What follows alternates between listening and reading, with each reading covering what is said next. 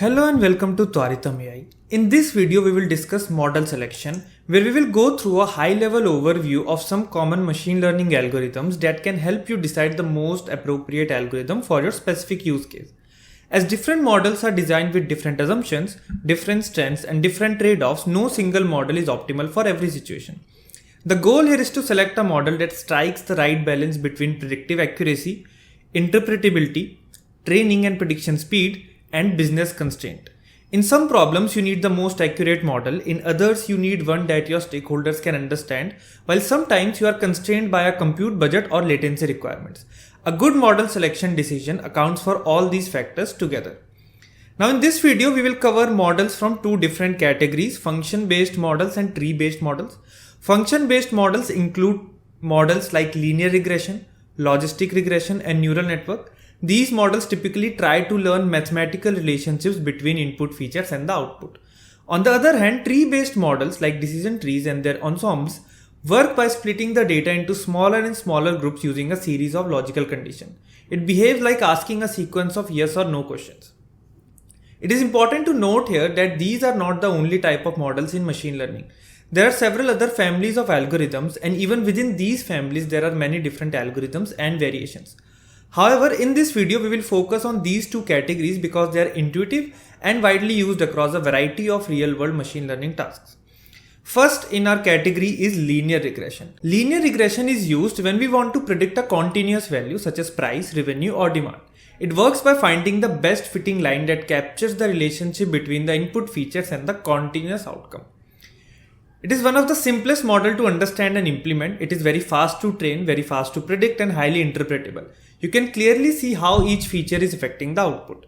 However, because it assumes a linear relationship, it struggles when the real-world data is more complex. It also does not naturally capture interactions between features, and it can be sensitive to outliers.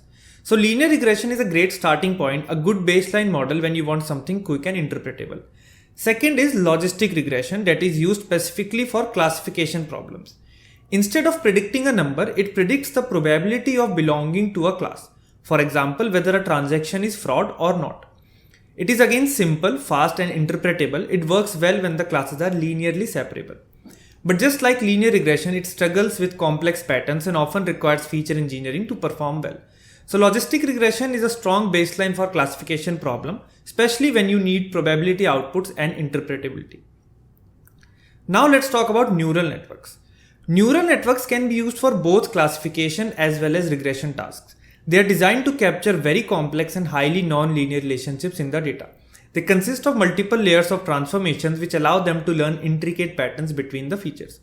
They consist of multiple layers. Each layer helps the network uncover deeper and more abstract patterns. Neural networks work extremely well when you have large datasets and complex data, especially in areas like image, text, or audio. However, they do come up with certain trade-offs. They require a very large amount of training data. They are computationally expensive, and most importantly, they are very hard to interpret.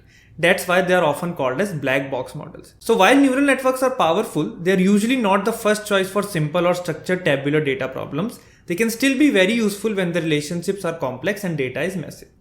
Now moving forward with our tree-based model, the first one is decision tree. A decision tree works by asking a sequence of questions. At each step, it splits the data based on a feature and continues this process until it reaches a final prediction. Decision trees are very intuitive and easy to explain. You can visualize the complete decision-making process.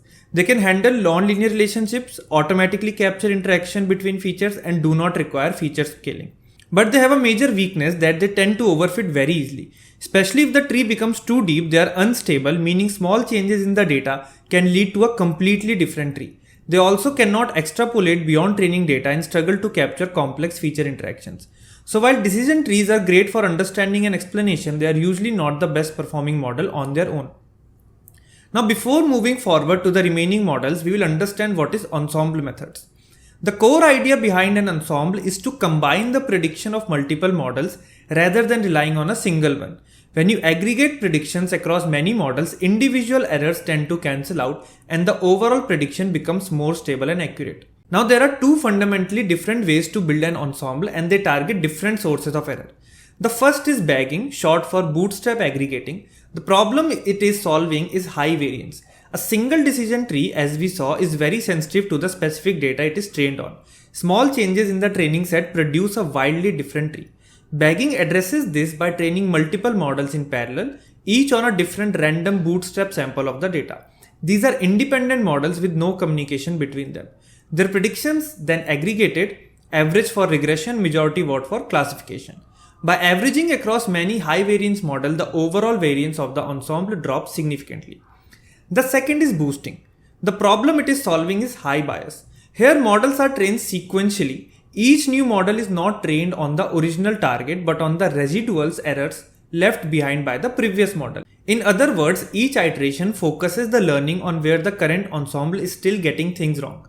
This way, a sequence of individually weak models is combined into a progressively stronger one. Random forest is a prominent example for bagging, while gradient boosting is a widely used algorithm for boosting. In random forest, we build many decision trees and combine their outputs. But if all trees are trained on the same data with the same algorithm, they will converge to a very similar structure and make correlated errors, which means averaging them gives you very little benefit. The key to make bagging work is ensuring the individual models are uncorrelated. Random forest achieves this through two mechanisms.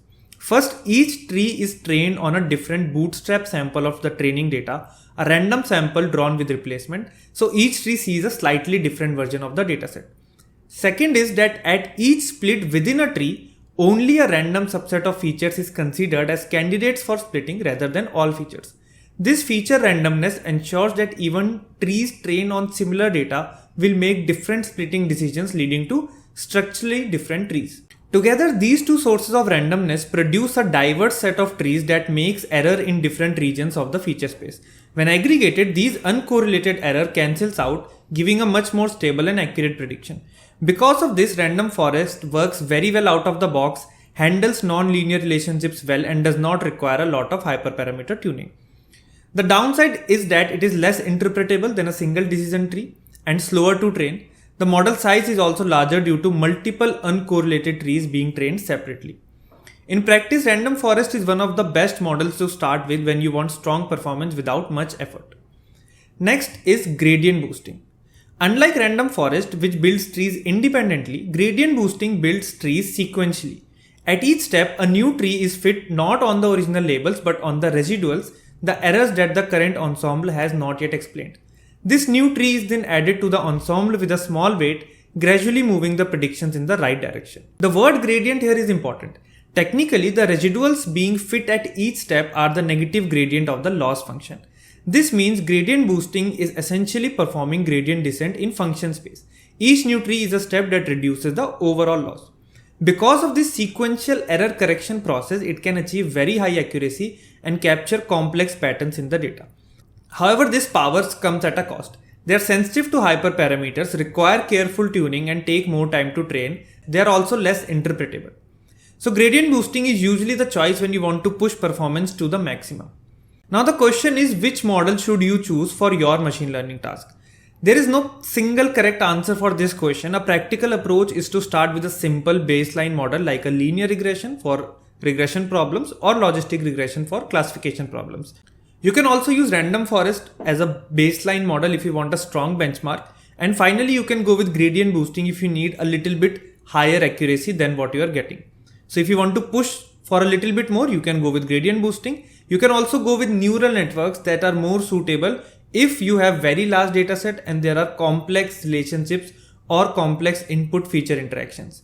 At the end of the day, it is about balancing your accuracy needs, interpretability, the training and computation cost, and the business constraint.